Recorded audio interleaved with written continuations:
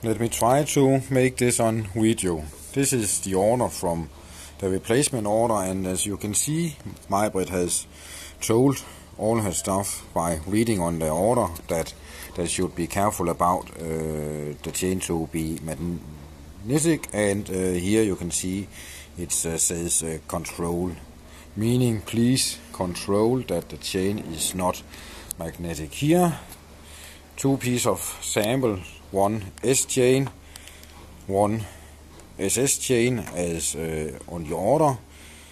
If you take this one, you can see here it's very magnetic. I can almost lift it up here.